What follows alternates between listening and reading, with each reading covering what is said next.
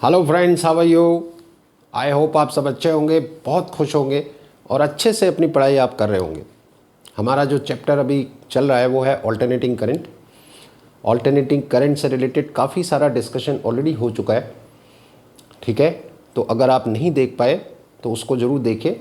पिछले 2 वीडियोज़ में काफ़ी सारा डिस्कशन हम कर चुके हैं और वो डिस्कशन बेसिकली क्या था, मैं थोड़ा सा अगर आपको बताऊं कि एसी को कैसे प्रोड्यूस करते हैं। एसी डायनेमो एक डिवाइस है जिससे हम एसी प्रोड्यूस करते हैं, तो वो कैसे काम करती है और अल्टरनेटिंग करंट का क्या एक्सप्रेशन है, अल्टरनेटिंग वोल्टेज का क्या एक्सप्रेशन है, और उस एक्सप्रेशन से रिलेटेड कुछ और डिटेल हमने डिस्कस की थी, जिसमें एक टर्म आई थी हमारी फेज़। ये फेज़ बड़ा इंपॉर्टेंट है इस पूरे चैप्टर के लिए, इसको ध्यान रखिएगा। तो फेज़ से रिलेटेड डिस्कशन ऑलरेडी कर चुके हैं और फेज़ को कौन रिप्रेजेंट करता है? फेज़र, ठीक है। फेज़र के बारे में भी डिस्कशन हो चुका है, उसको भी ज़रूर देख लीजिएगा, नहीं तो आगे के डिस्कशन में आपको दिक्कत हो सकती है, क्योंकि फेज़र से रिलेटेड डिस्कशन आगे बहुत सारा है अभी, ठीक है। फिर हमने देखा कि ऑल्टरनेटिंग करंट की एवरेज वैल्यू हाफ साइकिल के लिए क्या होती है, फुल साइकिल की आरएमएस वैल्यू भी हमने फाइंड की थी, कुछ न्यूमेरिकल्स भी डिस्कस किए थे उसमें। तो अगर आप नहीं देख पाए तो उसको ज़रूर देख लीजिएगा, ठीक है। और मैं आपसे बार बार कहता हूँ कि वीडियो जब आप देखते हैं तो पूरा देखिएगा। कंप्लीट वीडियो देखेंगे तो इन्फॉर्मेशन आपके पास पूरी आएगी, आधी अधूरी इन्फॉर्मेशन आपके भी किसी काम की नहीं है। तो वीडियो पूरा देखा करिए और अच्छा लगता है तो लाइक ज़रूर करा करिए, सब्सक्राइब करिए और बहुत ज़्यादा अच्छा लगे तो शेयर कर दीजिए, ठीक है। आगे बढ़ते हैं। तो आज हम क्या ऐड करने वाले हैं, जो हमारा डिस्कशन ऑलरेडी हो चुका है उसमें हम और क्या ऐड करने वाले हैं। तो देखिए, अभी तक क्लास 12 के सिलेबस में अगर आप देखें तो आपने 3 बड़े इंपॉर्टेंट सर्किट एलिमेंट्स आपने पढ़े हैं।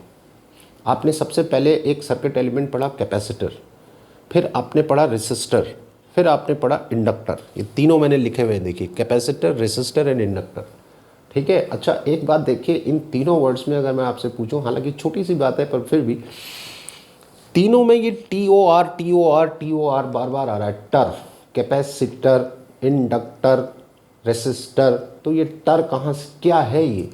तो ये जो TOR है ये एक्चुअली कंडक्टर से रिलेटेड है। कंडक्टर, ऐसा कंडक्टर जो रेजिस्टेंस ऑफर करे वो रेसिस्टर। कंडक्टर अगर इंडक्टेंस ऑफर कर रहा है तो इंडक्टर, और कंडक्टर अगर एक अच्छी कैपेसिटी ऑफर कर रहा है तो कैपेसिटर। छोटी सी बात है लेकिन शायद आपके काम आएगी। हमको अभी अब देखना है कि ये तीनों सर्किट एलिमेंट्स ऑल्टरनेटिंग करंट के लिए कैसे बिहेव करेंगे, ठीक है। इसको डिस्कस करना है। हम स्टार्ट करते हैं रेजिस्टेंस से, और क्या डिस्कस करना है वो अभी आपको समझ में आ जाएगा कि हम बेसिकली क्या डिस्कस करना चाह रहे हैं, ठीक है। So will start with the purely resistive circuit, यानी ऐसा सर्किट जिसमें सिर्फ रेजिस्टेंस है। फिर हम देखेंगे ऐसा सर्किट जिसमें सिर्फ इंडक्टेंस है और ऐसा सर्किट जिसमें सिर्फ कैपेसिटेंस है। एक एक करके देखते हैं। So let us start with the purely resistive circuit, ठीक। तो देखिए, ये आपका प्योरली रेसिस्टिव सर्किट है। एक ही सर्किट एलिमेंट है, रेजिस्टेंस, ठीक है। और ये आपका एसी सोर्स है। एसी सोर्स का सिंबल ऐसे बनाते हैं। सो ये आपकी अप्लाइड वोल्टेज है, V = V0 sin omega t। तो अप्लाइड वोल्टेज हम लेके चल रहे हैं कि ये वोल्टेज हमने अप्लाई की, अल्टरनेटिंग वोल्टेज। अब देखना है कि इस वोल्टेज से इस सर्किट में करंट क्या है, करंट का एक्सप्रेशन फाइंड करना है, और बेसिकली यही हम करने वाले हैं। आर सर्किट में अगर ये वोल्टेज अप्लाई करें तो क्या करंट होगी, एल सर्किट में अगर यही वोल्टेज अप्लाई करें तो क्या करंट होगी, और ऐसे ही सी सर्किट में ये वोल्टेज अप्लाई करें तो क्या करंट होगी। तो करंट का एक्सप्रेशन बेसिकली फाइंड करना है। तो स्टार्ट करते हैं। तो रेजिस्टेंस आप जानते हैं V और I के इस रिलेशन को फॉलो करता है, V = IR, जाना पहचाना आपका ओम्स लॉ, ठीक है। अब क्योंकि इस सर्किट में एक ही एलिमेंट है R, तो जो भी वोल्टेज आप अप्लाई करेंगे वो इसी के अक्रॉस आनी है, यानी इस वोल्टेज के, इस रेजिस्टेंस के अक्रॉस ये सारी वोल्टेज V आ जाएगी। तो यहाँ पे V की जगह हम V0 sin ओमेगा t लिख सकते हैं, = I × R। तो यहाँ से आपको I का एक्सप्रेशन आएगा V0/R sin ओमेगा t, और फिर से ये जो V0/R है, क्योंकि V0 वोल्टेज की पीक वैल्यू है, this is the peak value of the voltage, alternating voltage. तो V0/R करेंगे तो करंट की भी पीक वैल्यू आपको मिलेगी। तो इसलिए इसको मैं I = I0 sin omega t लिख सकता हूँ। ये करंट का एक्सप्रेशन आ गया। तो इस वोल्टेज के लिए ये करंट आ रही है। अब अगर मैं इन दोनों को कंपेयर करूं तो देखो वोल्टेज का फेज कितना है ओमेगा टी, और करंट का फेज भी कितना है ओमेगा टी। पिछले डिस्कशन में इसीलिए बार बार कह रहा हूं पिछले वीडियोस को देख लीजिएगा अगर फेज को लेके कोई कंफ्यूजन है। साइन के आगे जो भी लिखा है वो फेज, ठीक है। तो ओमेगा टी फेज यहाँ भी है और ओमेगा टी फेज यहाँ भी है, यानी जो फेज वोल्टेज का है वही फेज करंट का है, दोनों एक ही फेज में आ रहे हैं। अब एक ही फेज में आ रहे हैं जिसको हम लिखते हैं कि V and I are in the same phase. अब ये सेम फेज का क्या मतलब है? सेम फेज का ये मतलब है कि जब ये वोल्टेज अपनी मैक्सिमम वैल्यू पे होगी तब करंट भी मैक्सिमम होगी, और जब वोल्टेज मिनिमम होगी तो करंट भी मिनिमम होगी, ठीक है। यानी अगर मैं इसको ग्राफिकली रिप्रेजेंट करूं इस फेज रिलेशन को, तो इधर को मैं वोल्टेज और करंट ले लेता हूं दोनों, और इधर हमारा इस साइड में हम ले लेते हैं टी वर्सेस कह लीजिए या ओमेगा वर्सेस कह लीजिए। तो अगर ये आपका वोल्टेज का ग्राफ है, if this is the graph for the voltage, तो फिर यही ग्राफ आपका करंट के लिए भी आएगा same. This is for the current. अब आप यहाँ पे देखिए क्या हो रहा है कि जिस समय वोल्टेज मैक्सिमम है तो करंट भी मैक्सिमम है। जब वोल्टेज मिनिमम है यहाँ पे देखो जीरो, तो करंट भी जीरो। यहाँ पे भी देख लीजिए अगर वोल्टेज जीरो तो करंट जीरो। जब वोल्टेज अपोजिट पोलैरिटी में मैक्सिमम है तो करंट भी अपोजिट डायरेक्शन में मैक्सिमम है। ये मतलब है सेम फेज का। तो जिस तरह का वेरिएशन वोल्टेज में आ रहा है उसी तरह का बिल्कुल करंट में भी आ रहा है। इसलिए बोलते हैं कि आर सर्किट में यानी प्योरली रेसिस्टिव सर्किट में वी और आई सेम फेज में है।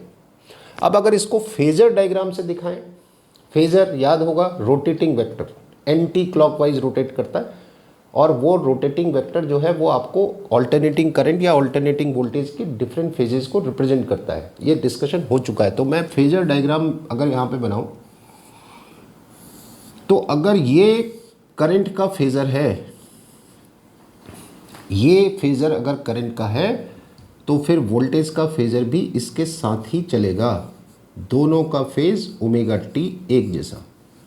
अब करंट का फेजर अगर मैक्सिमम यहाँ पहुँचेगा, अगर करंट का फेजर यहाँ पहुँचेगा तो वोल्टेज का फेजर भी यहाँ आएगा। करंट का फेजर अगर यहाँ आएगा तो वोल्टेज का भी यहाँ आएगा, यानी ये साथ साथ मूव करेंगे।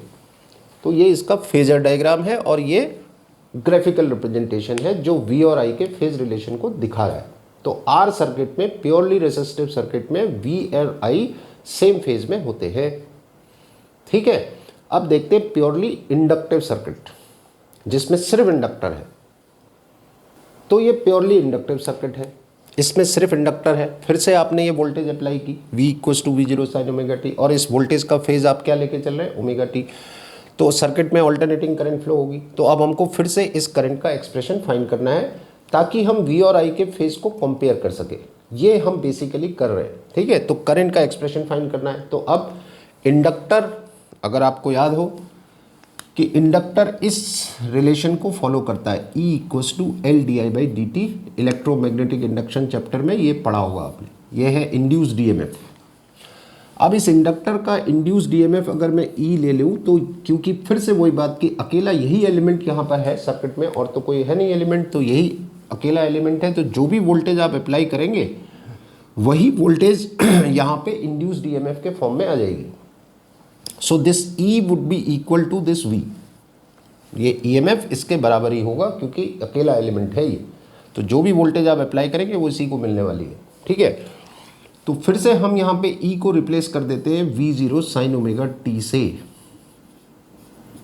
= L/di/dt। अब हमको एक्सप्रेशन चाहिए करंट का, तो उसके लिए थोड़ा एडजस्टमेंट करते हैं। तो DI, ये जो DI है ये हो जाएगा V0/L sin omega T dt, ये हो गया। और अगर आपको करंट चाहिए तो इसको इंटीग्रेट कर दीजिए। अब जब इंटीग्रेट राइट हैंड साइड में करेंगे तो V0 और L बाहर आ जाएगा।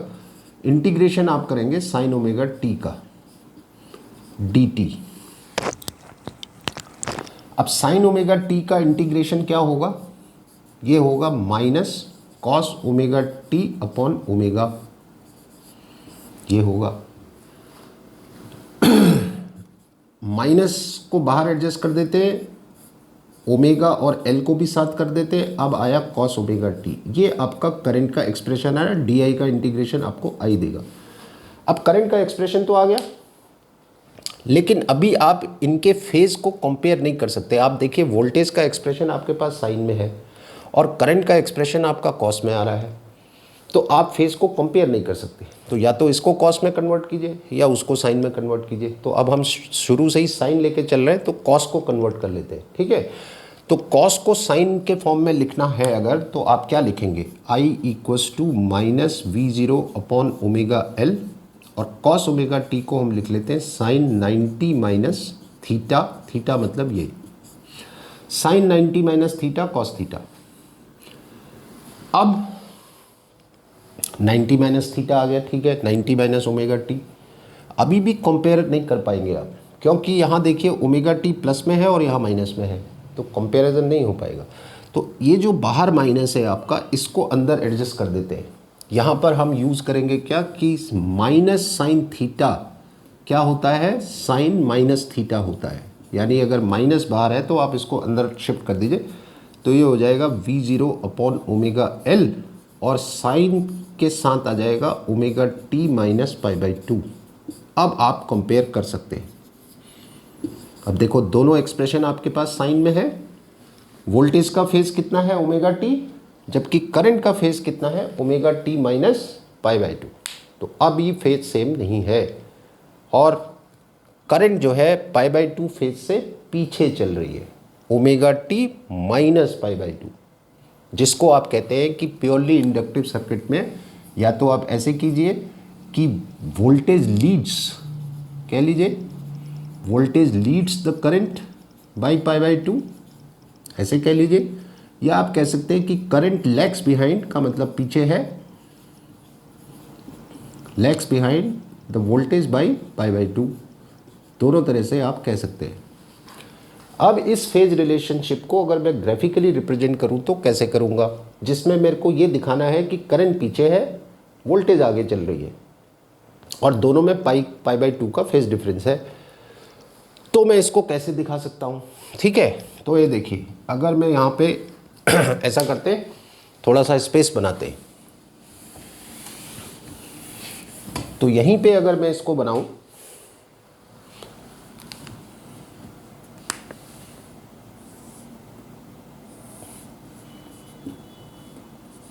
V और I ग्राफ एक साथ बनाऊं, तो अगर ये, अब दोनों ग्राफ मैंने बना दिए, ठीक है। अब आप देखो, अच्छा ये आपको याद होगा कि जब हम फेज पढ़ रहे थे, तो अगर ये ऑल्टरनेटिंग वोल्टेज या ऑल्टरनेटिंग करंट कुछ भी है, मान लीजिए V या I दो भी है, तो इसमें ये कौन सा होता है, जीरो फेज, ये कौन सा होता है पाई बाई 2, ये कौन सा फेज है पाई, ये कौन सा है 3 पाई बाई 2, एंड दिस इज 2 पाई, ऐसे होता। तो ये पाई बाई 2 फेज याद रखिएगा, ये वाली पोजीशन है पाई बाई 2 की, ठीक है। अब आप देख लो, आपने कहा वोल्टेज लीड कर रही है, करंट पीछे है, तो ये वाला ग्राफ जो है, ये डॉटेड लाइन वाला, ये V का ग्राफ है और ये ग्राफ आपका I का है। अब यहाँ पे कैसे पता चल रहा है कि वोल्टेज आगे है और करंट पीछे है, और 90 का डिफरेंस तो खैर दिख रहा है, ये देखिए 90 का फेज डिफरेंस है दोनों में। कैसे है कि वोल्टेज अभी मैक्सिमम है इन द बिगनिंग, और करंट जो है वो 90 फेज के बाद जाके मैक्सिमम हो रही है,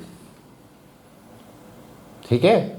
वोल्टेज पहले मैक्सिमम हो जा रही है और करंट 90 फेज के बाद जाके मैक्सिमम हो रही है, तो दोनों में 90 का फेज डिफरेंस है ये। तो ये वाला ग्राफ वोल्टेज के लिए और ये वाला करंट के लिए, और इसी रिलेशन को अगर मैं फेजर डायग्राम से दिखाऊं, तो कैसे दिखाऊंगा कि अगर ये करंट का फेजर है, if this is the phasor for the current, तो वोल्टेज का जो फेजर है वो 90 से आगे चल रहा है। तो अब मैं इसको VL लिख दे रहा हूँ, VL का मतलब वोल्टेज अक्रॉस द इंडक्टर। तो करंट और वोल्टेज में 90 का डिफरेंस है, और वोल्टेज लीड कर रही है, मतलब आगे चल रही है। ये फेजर डायग्राम हो गया इसका।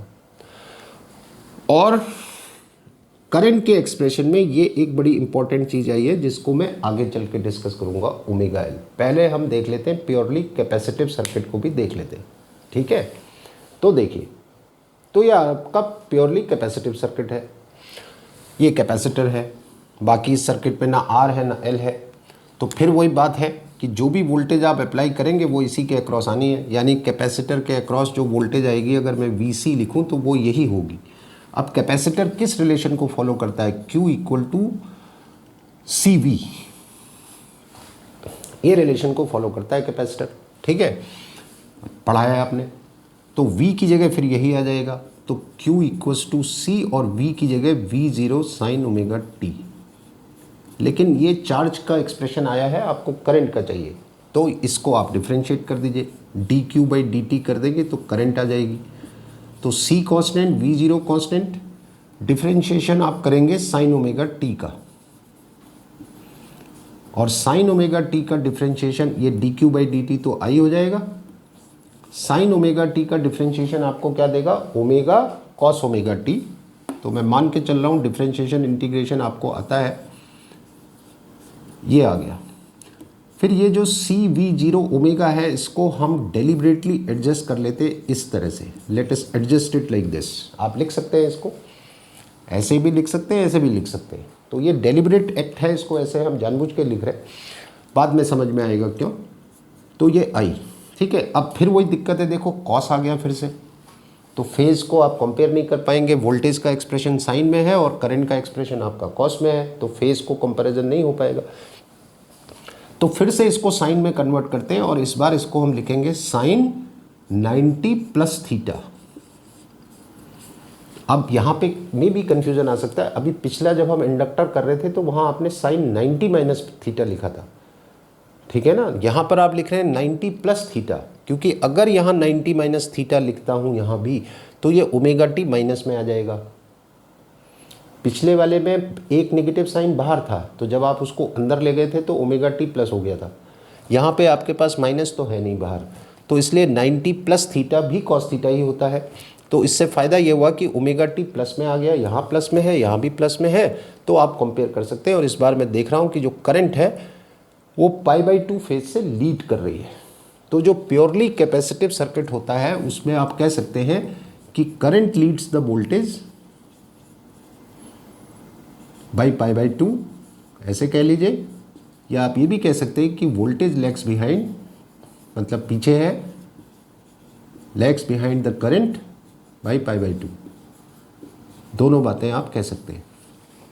अब इसका ग्राफिकल रिप्रेजेंटेशन भी बिल्कुल वैसा ही होगा कि अगर इधर V और I ले लूँ एक साथ और इधर मैं T ले लूँ या फेज़ ले लूँ, फेज़ भी ले सकते हैं आप, यहाँ पे फाई भी ले सकते हैं, T भी ले सकते हैं, एक ही बात है।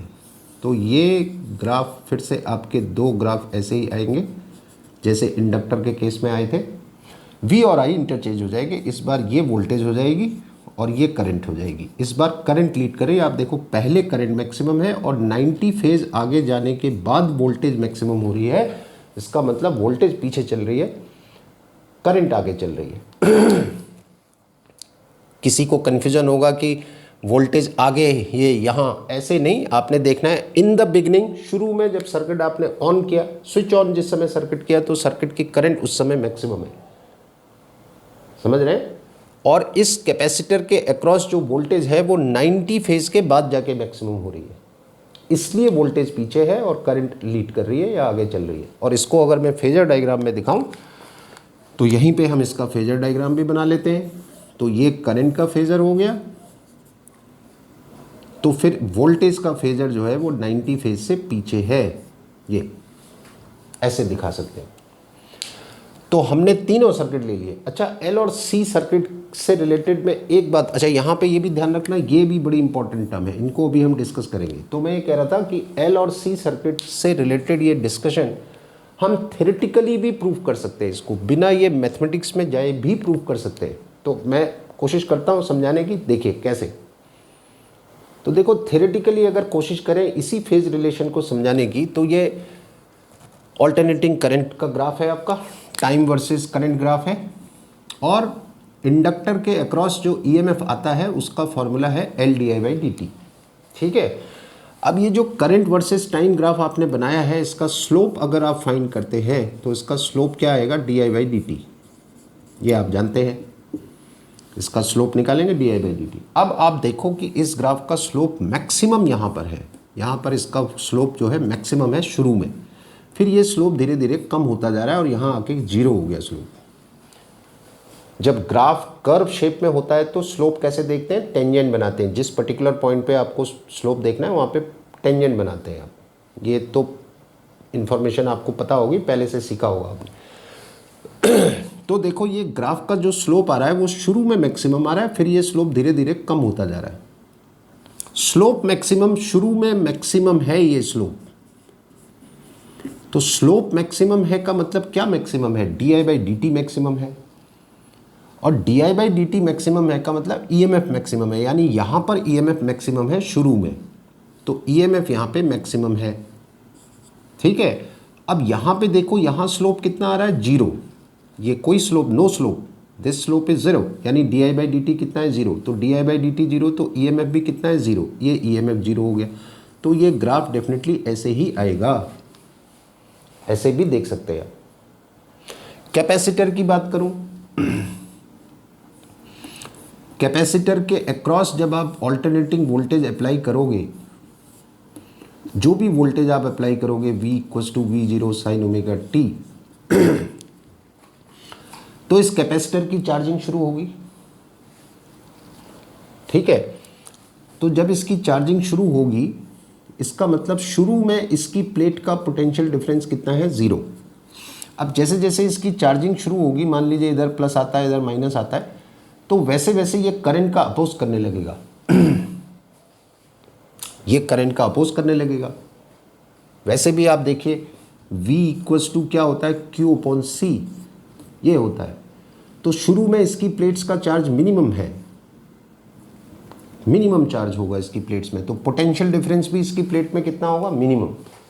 तो जब इसकी प्लेट का पोटेंशियल डिफरेंस मिनिमम होगा तो उस समय सर्किट की करंट मैक्सिमम होगी, क्योंकि कैपेसिटर की प्लेट में जैसे जैसे पोटेंशियल डिफरेंस बढ़ता है वो करंट का अपोज करने लगता है। अगर आपको याद हो, आपने पढ़ा होगा कि capacitor doesn't allow DC to pass through it when it becomes fully charge. एक बार कैपेसिटर अगर पूरी तरह चार्ज हो गया तो फिर DC को फ्लो नहीं होने देता है। अब ये ऑल्टरनेटिंग वोल्टेज है, कैपेसिटर को फुल्ली चार्ज तो नहीं कर पाएगी, ये तो पक्की बात है, क्योंकि इसकी पोलैरिटी बदलती रहती है, तो कैपेसिटर पूरी तरह तो चार्ज नहीं हो पाएगा। लेकिन ये पक्की बात है कि शुरू में क्योंकि इसकी प्लेट का चार्ज मिनिमम है, इसकी प्लेट का पोटेंशियल डिफरेंस मिनिमम है, तो उस समय सर्किट की करंट मैक्सिमम होगी। यानी इस सर्किट में करंट शुरू में मैक्सिमम होगी और कैपेसिटर की प्लेट का पोटेंशियल डिफरेंस बाद में जाके मैक्सिमम होगा। तो थ्योरेटिकली ऐसे भी आप समझ सकते हैं, राइट। तो अब हमने तीनों सर्किट एलिमेंट देख लिए, R सर्किट देख लिया, L सर्किट देख लिया, C सर्किट देख लिया, और हमने क्या सीखा कि R सर्किट में V और I सेम फेज में होते हैं, L सर्किट में वोल्टेज लीड करती है, करंट पीछे चलती है, 90 का डिफरेंस होता है, और C सर्किट में करंट लीड करती है, वोल्टेज पीछे चलती है, अगेन 90 का फेज डिफरेंस होता है। ये अभी तक हमने सीखा। अब इस डिस्कशन में दो बड़ी इंपॉर्टेंट बातें आई हैं, उनको भी देख लेते हैं। ठीक है, तो देखिए L सर्किट जब हम डिस्कस कर रहे थे तो करंट का एक्सप्रेशन ये आया था, और C सर्किट में ये आया था। तो ठीक है, ये वाला पार्ट तो बता ही रहा है कि करंट π/2 फेज से पीछे है, और उधर आप देखिए कि करंट 90 फेज से आगे चल रही है। लेकिन हमको बात करनी है इनकी, ये बहुत इंपॉर्टेंट है, ध्यान रखिएगा। अच्छा, साइन की तो कोई यूनिट होती नहीं, साइन थीटा कॉस थीटा की कोई यूनिट नहीं होती। ये करंट है तो करंट की यूनिट क्या है, एम्पियर, V की यूनिट वोल्ट, तो फिर इसकी यूनिट क्या होनी चाहिए, ओम, और इसकी भी यूनिट क्या होगी, ओम, क्योंकि R = V/I होता है, आप जानते हैं। तो V की यूनिट वोल्ट और करंट की यूनिट एम्पियर, तो वोल्ट/एम्पियर को ही आप क्या कहते हैं, ओम। तो ये तो तय है कि इनकी यूनिट क्या है, ओम। ओमेगा L की यूनिट भी ओम और 1/ωc की यूनिट भी ओम। लेकिन यूनिट ओम होते हुए भी हम इनको रेजिस्टेंस नहीं कहते हैं। हमको मालूम है रेजिस्टेंस की यूनिट भी ओम होती है, ठीक है, इनकी यूनिट भी ओम है, लेकिन फिर भी हम इनको रेजिस्टेंस ना कह के रिएक्टेंस कहते हैं। ये अपने आप में एक इंपॉर्टेंट डिस्कशन है कि इसको बोलते हैं इंडक्टिव रिएक्टेंस, इंडक्टिव रिएक्टेंस बोलते हैं, XL से डिनोट करते हैं, दैट इज ओमेगा L। इसको बोलते हैं capacitive reactance, capacitive reactance denoted by XC, जो कि होता है 1/ωc। तो एक क्वेश्चन ये आपसे पूछा जा सकता है कि रेजिस्टेंस और रिएक्टेंस में क्या फ़र्क है, और ये बात वो इसलिए पूछते हैं कि दोनों की यूनिट ओम है, फिर भी आपने नाम बदल दिया, तो क्या डिफरेंस है वो आप देखिए कि ये जो तीन आपके सर्किट एलिमेंट हैं L, C और R, ये तीन सर्किट एलिमेंट जो आपके हैं L, C एंड R, ये तीनों ही करंट का अपोज करते हैं। ये भी अपोज करेगा, ये भी करेगा, वो भी करेगा, हालांकि तीनों एलिमेंट के अपोज करने के पीछे का रीज़न अलग अलग है। रेजिस्टेंस जब करंट का अपोज करता है तो उसका रीज़न क्या होता है? कोलिजन्स, फ्री इलेक्ट्रॉन का आपस में कोलिजन या पॉजिटिव आयन के साथ जो कोलिजन हो रहा है उसको आप रेजिस्टेंस कहते हैं। And these collisions are the cause of opposition. Current के को अपोज करने का जो कॉज है वो रेजिस्टेंस के केस में क्या है? कोलिजन्स। इंडक्टर जब अपोज करता है तो क्यों करता है? क्योंकि इंडक्टर के अक्रॉस ईएमएफ जब इंड्यूस हो जाता है तब वो अपोज करता है, क्योंकि वो इंड्यूस्ड ईएमएफ लेंजेस लॉ को फॉलो करता है। तो इंडक्टर के अपोज करने का रीजन क्या है? Induced EMF. कैपेसिटर के अपोज करने का रीजन क्या है? Potential difference between the two plates of the capacitor. एक तो ये बात है कि इंडक्टर और कैपेसिटर में कोलिजन वाली कोई बात नहीं है, ठीक है, जबकि रेजिस्टेंस में कोलिजन की वजह से अपोजिशन हो रहा है। और इससे भी बड़ा इंपॉर्टेंट फैक्ट जो डिफरेंस है वो क्या है कि जब इंडक्टर और कैपेसिटर करंट का अपोज तो करते हैं लेकिन बदले में एनर्जी आपसे नहीं लेते, there is no loss of energy. जब ये अपोज करेंगे तो अपोज तो करेंगे करंट का, लेकिन एनर्जी बदले में कंजम्पशन नहीं होगा। जबकि रेजिस्टेंस जब अपोज करता है तो एनर्जी का लॉस हो जाता है। अब यहाँ पे भी एनर्जी वर्ड जब मैं कह रहा हूँ तो इलेक्ट्रिक एनर्जी जो बैटरी से सप्लाई हो रही है उस एनर्जी की बात कर रहा हूँ। वैसे तो एनर्जी कंजर्व है। रेजिस्टेंस में जब करंट फ्लो होती है तो हीट प्रोड्यूस होती है, तो इलेक्ट्रिक एनर्जी का लॉस होता है, हीट के फॉर्म में मिल जाता है आपको। आप चाहें तो उस हीट एनर्जी को यूज़ कर लीजिए, लेकिन अगर इलेक्ट्रिक एनर्जी की बात करूँ तो इलेक्ट्रिक एनर्जी का तो लॉस हुआ, भले ही वो बाद में हीट में कन्वर्ट हो गई वो अलग बात है, तो इस हिसाब से टोटल एनर्जी कंजर्व रही, लेकिन इलेक्ट्रिक एनर्जी का लॉस हो गया। यहाँ एल और सी में आपका इलेक्ट्रिक एनर्जी का लॉस नहीं होगा। इनफैक्ट इन दोनों में एनर्जी स्टोर हो जाती है। आपने पढ़ा है इंडक्टर की एनर्जी क्या होती है? हाफ LI², और कैपेसिटर की क्या होती है? Half of CV²। दोनों ही स्टोर्ड एनर्जी है, ये जब चाहें आप वापस ले लें। ये बहुत बड़ा डिफरेंस है जब इंडक्टर और कैपेसिटर करंट का अपोज करते हैं और जब रेजिस्टेंस अपोज करता है। इसलिए आपने नाम बदल दिया, इसलिए आप इंडक्टर और कैपेसिटर के लिए रिएक्टेंस वर्ड यूज़ करते हैं और आर के केस में आप रेजिस्टेंस वर्ड यूज़ करते हैं। ये बड़ा इंपॉर्टेंट डिस्कशन है, ध्यान रखिएगा। इसके अलावा कुछ और इंपॉर्टेंट बात है इनको लेके, वो भी डिस्कस करते हैं। तो देखिए, ये इंडक्टिव रिएक्टेंस, ये कैपेसिटिव रिएक्टेंस, ये सिंपल रेजिस्टेंस।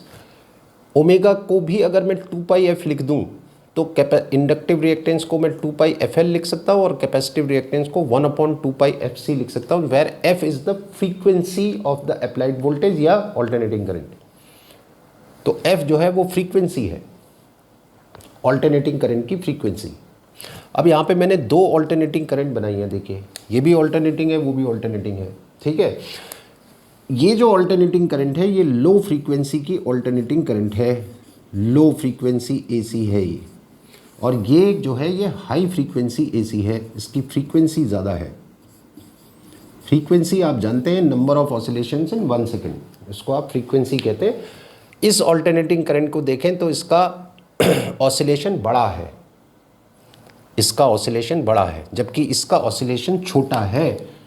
इस AC को देखें तो इसका ऑसिलेशन यहाँ से यहाँ तक अगर आप देखें तो छोटा है, तो डेफिनेटली ये ऑसिलेशंस जो हैं ये ज़्यादा हो जाएंगे 1 सेकंड में, और ये बड़ा ऑसिलेशन है तो 1 सेकंड में कम होंगे।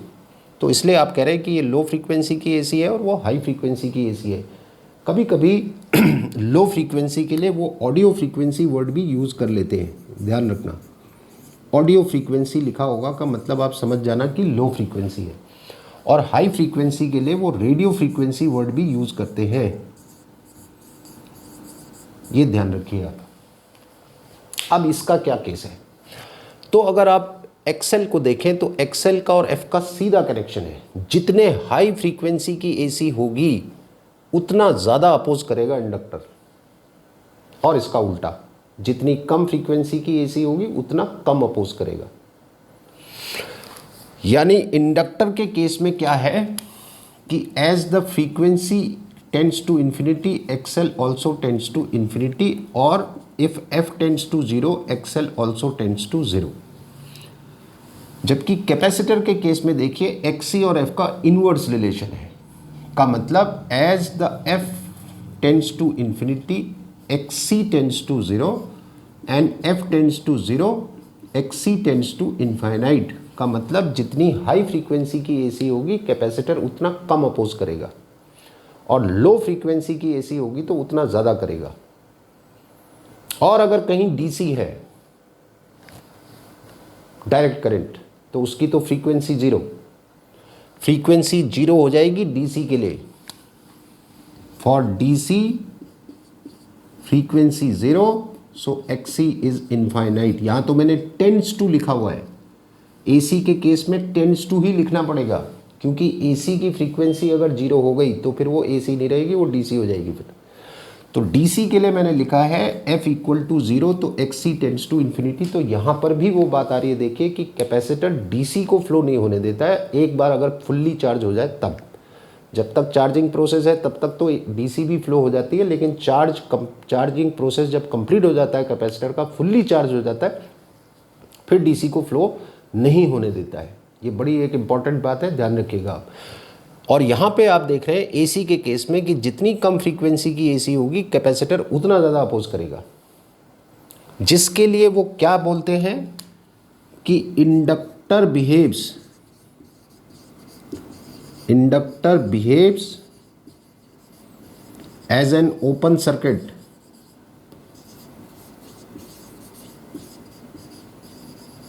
For high frequency AC, for high frequency AC. और कैपेसिटर के लिए क्या लिखते हैं कि कैपेसिटर बिहेव्स, मैं पूरा नहीं लिख रहा हूं, capacitor behaves as an open circuit for low frequency AC.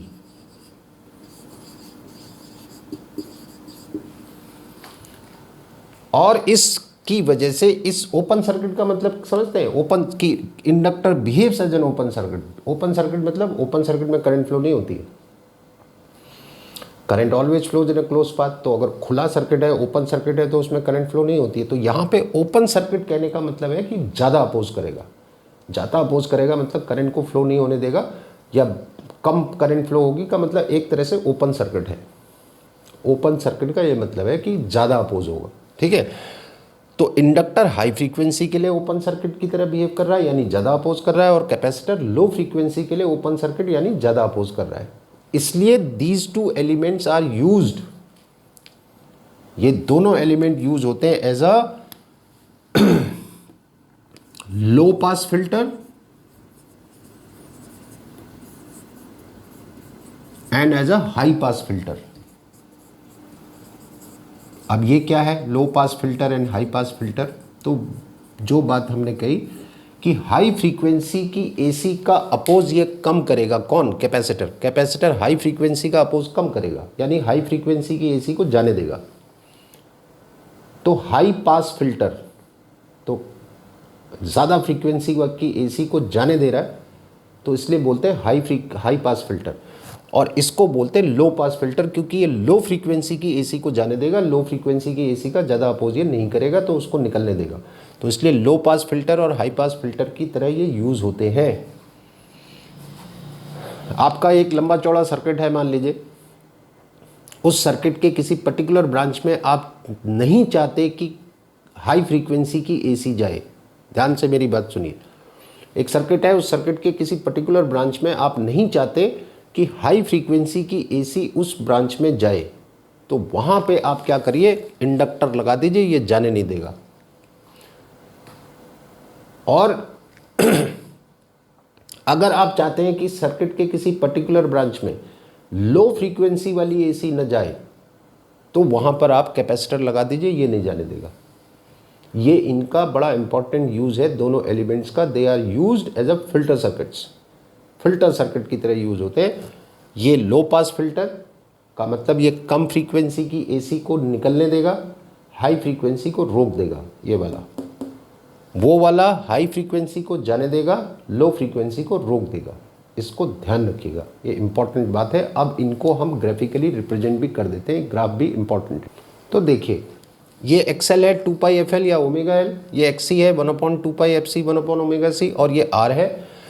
XL F पे डिपेंड कर रहा है, एक्सी भी एफ पे डिपेंड कर रहा है, लेकिन आर जो है वो इंडिपेंडेंट ऑफ फ्रीक्वेंसी है, ये फ्रीक्वेंसी पे डिपेंड नहीं कर रहा है। तो अगर मैं इन तीनों के लिए ग्राफ बनाऊं, फ्रीक्वेंसी वर्सेस आर या एक्सएल या एक्सी ग्राफ अगर बनाऊं, तो क्योंकि एक्सएल और एफ का सीधा रिलेशन है, यहाँ पर आप फ्रीक्वेंसी भी ले सकते हैं, आप ओमेगा भी ले सकते हैं, दोनों में से कुछ ले लीजिए, ग्राफ एक जैसा आएगा।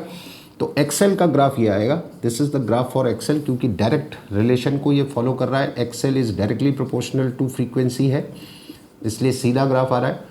एक्सी को लेके ग्राफ बनाएंगे तो ऐसा ग्राफ आएगा, क्योंकि ये इनवर्स रिलेशन को फॉलो कर रहा है, ठीक है। और आर की बात करूं तो आर का फ्रीक्वेंसी से कोई लेना देना नहीं, तो आर का ग्राफ ऐसा आएगा, it is independent of frequency. तो ये ग्राफ इंपॉर्टेंट है, ध्यान रखिएगा, ठीक है। तो ये बात हमने की आर, एल और सी को लेके, बहुत इंपॉर्टेंट डिस्कशन ये है, ध्यान रखिएगा। यहाँ से क्वेश्चन पूछेंगे आपसे, रिएक्टेंस के क्वेश्चन पूछेंगे। अब हम बात करेंगे कॉम्बिनेशंस की। आर एल सर्किट क्या होता है कि एल के साथ आर बी है, या कैपेसिटर के साथ आर है, या एल सी आर है। कॉम्बिनेशंस को लेके डिस्कशन करेंगे अगले वीडियो में, ये थोड़ा लंबा जा रहा है वीडियो। यहाँ पर मैं आपको एक छोटी सी बात इंडक्टर को लेके और बता देता हूँ, वो भी आपके काम आएगी, ठीक है। तो देखिए क्या इंपॉर्टेंट बात है।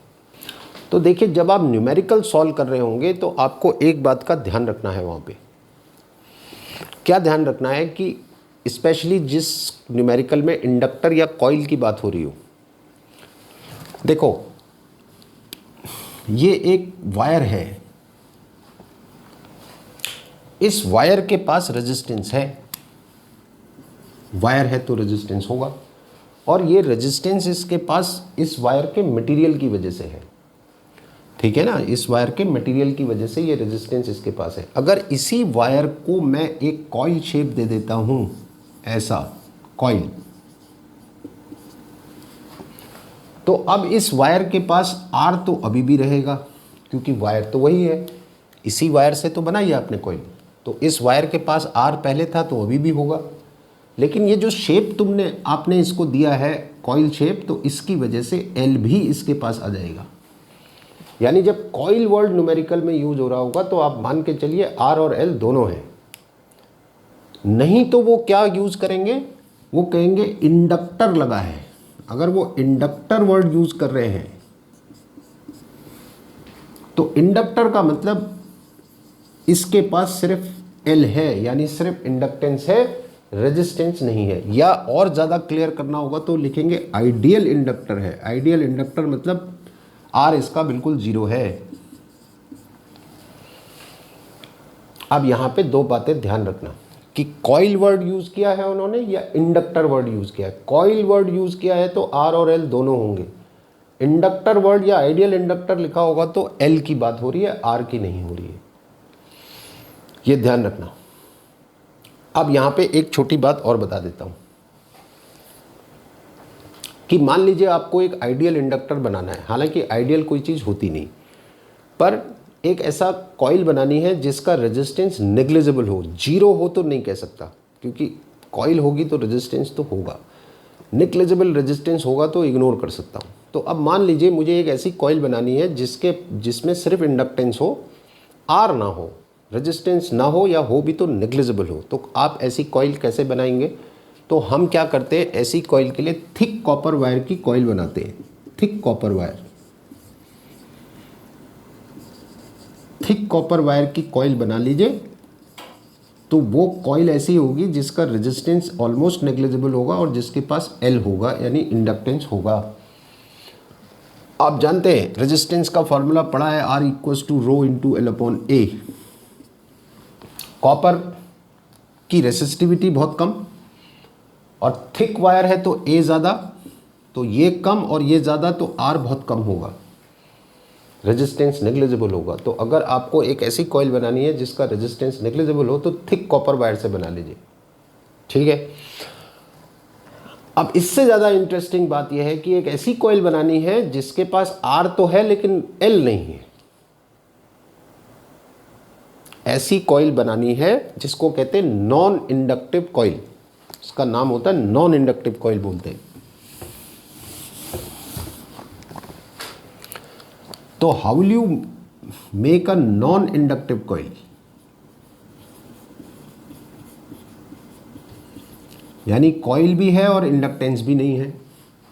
तो ऐसी कॉइल को बनाते हैं डबल फोल्ड वायर से, कि जैसे ये वायर है, ये कॉइल बनाने से पहले आप इसको डबल फोल्ड कर लीजिए। ये आपने डबल फोल्ड कर दिया वायर। अब इस डबल फोल्डेड वायर से आप कॉइल बनाइए। तो वो कैसी कॉइल बनेगी, तो कॉइल बनेगी कुछ ऐसी। अब आप ध्यान से देखना, ये अब डबल फोल्डेड है, तो डबल फोल्डेड वायर अगर है तो इसका जो दूसरा एंड होगा, ये देखिए, ये डबल फोल्डेड वायर है आपका। यहाँ भी मैं इसको अलग अलग कलर से बना देता हूँ। ये देखिए, ये आपकी कॉइल है। अब होगा क्या कि ये जो इसका ब्लू वाला एंड अगर आपको दिख रहा है, तो ब्लू वाला एंड अगर करंट को नीचे ले जा रहा है, ये देखिए, तो जो रेड वाला है वो करंट को ऊपर ले जाएगा, वापस जाएगी करंट यहाँ से ऐसे, ठीक है, ये ऐसे, और ये वापस आ गई। अब आप देखो कि ब्लू वाले जो टर्न है, ये है ना, इसमें करंट ऐसे जा रही है। इस करंट का मैग्नेटिक फील्ड अगर ऊपर आएगा तो रेड वाले में जो करंट है वो अपोजिट है, तो इसका मैग्नेटिक फील्ड डाउनवर्ड्स आएगा। दोनों जो टर्न है, ये दोनों टर्न जो है, इनका साइज ऑलमोस्ट बराबर ही होगा। दोनों में करंट भी एक जैसी, तो दोनों का मैग्नेटिक फील्ड भी एक जैसा, लेकिन दोनों का मैग्नेटिक फील्ड अपोजिट, क्योंकि इसमें जो करंट का डायरेक्शन है उसका उल्टा इसमें है। तो एक ही टर्न के अंदर दो मैग्नेटिक फील्ड हैं और दोनों की वैल्यू इक्वल है लेकिन अपोजिट है, तो नेट मैग्नेटिक फील्ड कितना हो जाएगा, 0। और जब इस कॉइल में जब भी करंट फ्लो होगी तो इस कॉइल से कितना मैग्नेटिक फ्लक्स पास होगा, 0। अब जब मैग्नेटिक फ्लक्स ही नहीं पास हो रहा है तो ईएमएफ भी नहीं इंड्यूस होगा, ना करंट इंड्यूस होगी। तो ऐसी कॉइल किस काम की, जिसमें ना ईएमएफ इंड्यूस हो रहा है ना करंट इंड्यूस हो रही है, तो उसका इंडक्टेंस ऑटोमेटिकली कितना हो गया, 0। इंडक्टेंस कॉइल के पास जब होता है तो उसकी वजह से ईएमएफ इंड्यूस होता है या करंट इंड्यूस होती है, इसलिए इंडक्टेंस कहते हैं आप, सेल्फ इंडक्शन का फेनोमेना कहते हैं आप। अब ये ऐसी कॉइल है कि जब भी इसमें करंट फ्लो होगी तो इसके किसी भी टर्न से फ्लक्स पास होगा ही नहीं। मैग्नेटिक फील्ड जरूर प्रोड्यूस होगा, लेकिन दो मैग्नेटिक फील्ड प्रोड्यूस होंगे, दोनों इक्वल होंगे, अपोजिट होंगे, तो flux passing through any turn would be 0 and without flux there be no EMF, no current. ना ईएमएफ आ रहा है ना करंट आ रही है, तो फिर ये काहेगा इंडक्टर। तो ये कॉइल तो है, इसके पास रेजिस्टेंस तो होगा लेकिन इंडक्टेंस नहीं होगा, तो ऐसी कॉइल को नॉन इंडक्टिव कॉइल कहते हैं। कहीं पे पूछ सकते हैं, ध्यान रखिएगा, ठीक है। अब ये डिस्कशन हमारा हो गया। अब इसके आगे हम लेंगे कॉम्बिनेशन वाले सर्किट्स, उसमें देखेंगे क्या क्या होता है। तो आप वीडियोस देखते रहिए, बहुत जल्दी मैं उसको भी रिलीज़ करने वाला हूँ। तो एक बार फिर आपसे कह रहा हूँ, वीडियोस पूरे देखिए। आपको अच्छे लगते हैं, आपको लगता है आपकी हेल्प हो रही है इनसे, तो लाइक करिए, शेयर करिए और सब्सक्राइब करना मत भूलिए। मैं बार बार आपसे कह रहा हूँ, आप सब्सक्राइब करेंगे तो मुझे मोटिवेशन मिलेगा। थोड़ा नया चैनल है अभी, तो थोड़ा सा मोटिवेशन की ज़रूरत पड़ती है, ठीक है। अदरवाइज़ मैं आपके लिए वीडियोज़ लाता रहूँगा। और बढ़िया वीडियो और इन्फॉर्मेशन के साथ आपकी हेल्प करूँगा। ठीक है, thank you very much, best of luck.